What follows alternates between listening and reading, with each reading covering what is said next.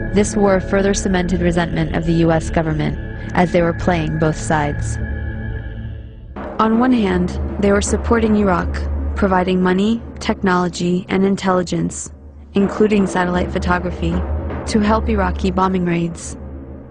The U.S. helped provide Saddam Hussein with weapons by giving him agricultural credits and pressuring Gulf states to give him billions in loans so he could buy weapons from Western Europe, China, and Russia. The U.S. Department of Commerce issued licenses to export materials for Iraq's weapons of mass destruction program. The U.S. continued its support even after learning that Iraq was using chemical weapons against Iran, not to mention against its own citizens, to stop an uprising of Kurdish separatists. But the imperialist tradition also called for maintaining regional balance of power.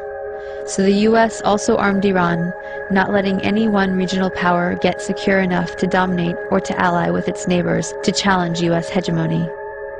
In this case, it came in the form of the Iran-Contra scandal. U.S. President Reagan needed money to fund an unjustified war against Nicaragua, but was forbidden to do so by Congress. So U.S. arms were illegally sold to Iran through Israel and South Africa, and the proceeds went to the Nicaraguan Contras. This allowed Reagan to get around Congress to support a campaign of kidnap, rape, torture, and murder, for which the U.S. was convicted by the World Court for unlawful use of force. In other words, state-sponsored international terrorism. The ruling was ignored. Khomeini died in 1989, shortly after the war ended. He promised democracy, but essentially had become the next dictator. Although he improved literacy and much-needed health care for the masses, he also imposed censorship, violently crushed political dissent, and attacked women's rights. Instead of the Savak, the people now had the Revolutionary Guard to fear. Since then, Iran has been an oppressive theocracy. Khomeini was replaced by Khamenei, who remains supreme leader to this day.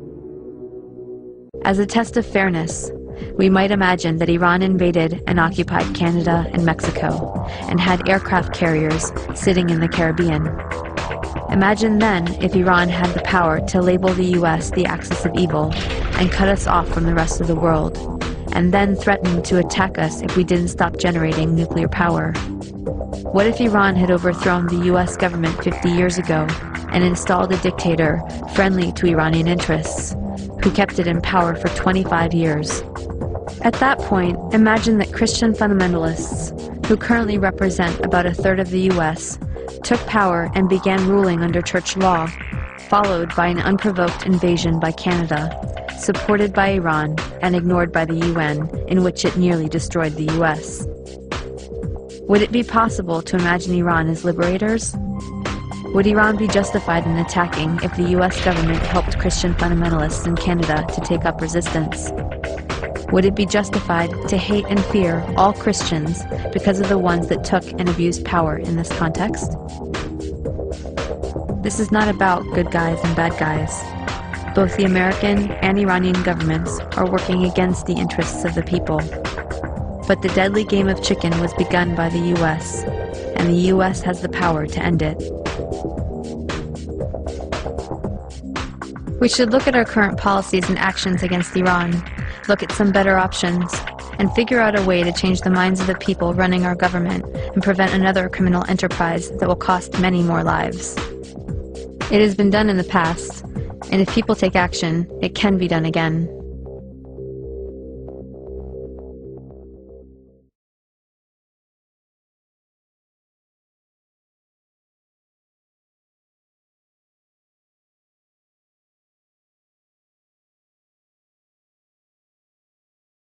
Our government has a firm policy not to capitulate to terrorist demands, that no concessions policy remains in force. In spite of the wildly speculative and false stories about arms for hostages and alleged ransom payments, we did not, repeat, did not trade weapons or anything else for hostages, nor will we. A few months ago, I told the American people I did not trade arms for hostages. My heart and my best intentions still tell me that's true, but the facts and the evidence tell me it is not. I did do it. I am not, as I said in my statement, at all ashamed of any of the things that I did. I was given a mission, and I tried to carry it out.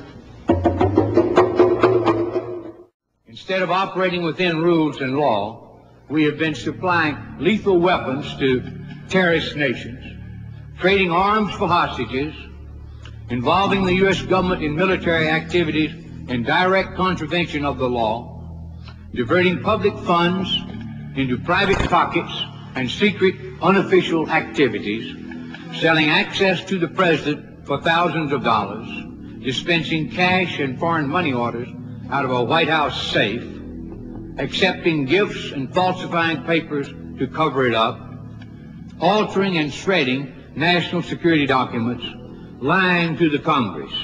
Now, I believe that the American people understand that democracy cannot survive that kind of abuse. Ladies and gentlemen, you bear heavy responsibilities these days. We laugh at sheep because sheep just follow the one in front. Ah, stupid sheep. We humans have out-sheeped the sheep because at least the sheep need a sheepdog to keep them in line. Humans keep each other in line, and they do it by ridiculing or condemning anyone who commits the crime, because that's what it's become, of being different. And what it does, Terry, when you step out of the little box of what will other people think, how do I put this in a way that people won't think I'm crazy, you then realize how small a box you've actually been living in. Most people have no idea the incredible threat we're under by the global elite.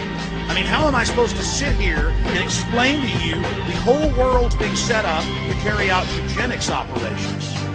I have discovered that there is a whole parallel government operating. I have discovered there's a whole new world order. I have discovered all their documents. I have posted them. I have covered them. You know, you created the Federal Reserve in 1913 through lies.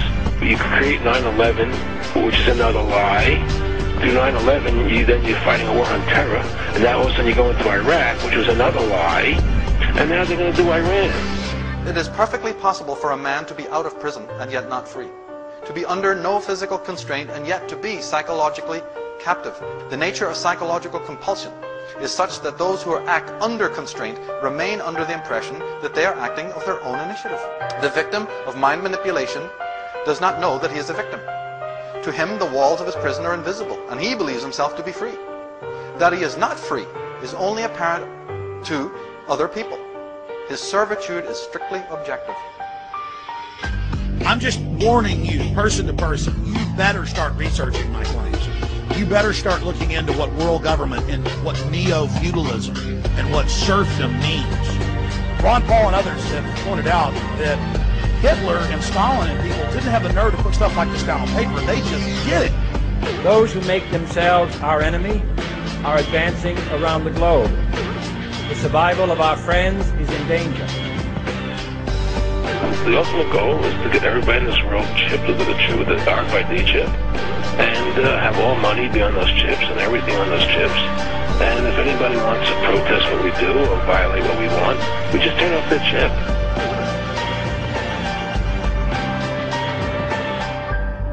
Because somebody can sell you something, but you don't have to buy it. When you understand that you've bought into it, that these people have no power at all, they do have control, but you have the power. You give it away. The fact that we as ordinary people even have an Alex Jones or anyone is a miracle to me. It is brilliant. So when you're getting pessimistic, for a moment think that it's extremely recent times that we've even had the privilege of discovering this. That is a very recent phenomenon. Man, you hear this bullshit they be talking every day, man. It's like these motherfuckers is just like professional liars, you know what I'm saying? It's wow. Listen, Bin Laden didn't blow up the projects. It was you, nigga. Tell the truth, nigga.